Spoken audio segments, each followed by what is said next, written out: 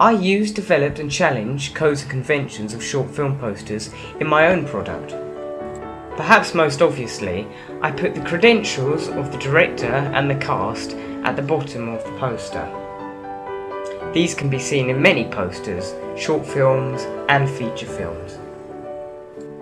I also used the convention of making sure there was a tease in my poster. It creates an enigma and makes the audience wonder what it is and how it relates to the narrative of the story.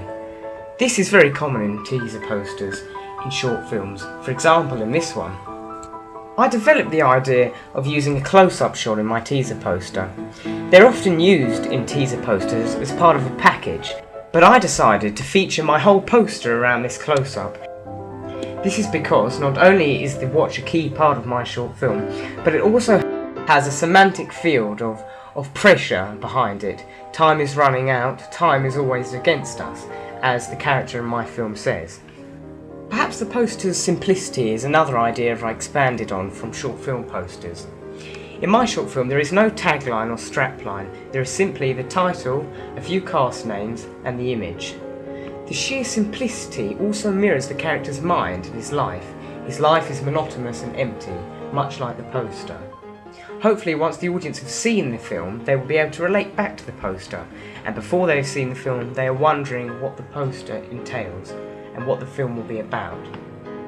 Although this is used by some short film posters, I feel I've truly expanded upon this idea and pushed it to its limit. Since the growth of the digital age and the rise of digital natives, and as David Gauntlet points out in Web 2.0, making is connecting. Twitter is a form of this connecting. Therefore I've decided to focus my marketing as an online presence. I did this by adding a website address and also a Twitter hashtag. Curtain Call.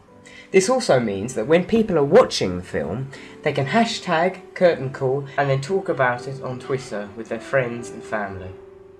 This means that I'm challenging the convention of basic print marketing, for I'm focusing my advertising on an online presence, which I don't believe has been done before for short films.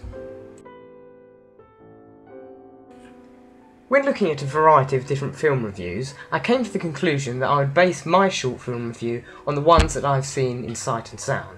From there I found many different codes and conventions. Perhaps the most obvious convention that I used in Sight and Sound reviews is the layout.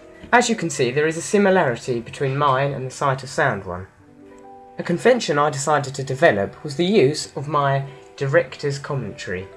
Often in reviews, the director might give a quote or two which features. However, I decided to develop this and give the director a whole column in my review.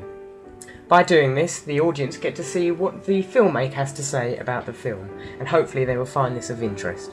Other conventions that I used from existing film reviews were a star rating system, the picture of the reviewer's face, as well as screenshots from the film in question. Perhaps the most obvious convention of a magazine review is to have a magazine name.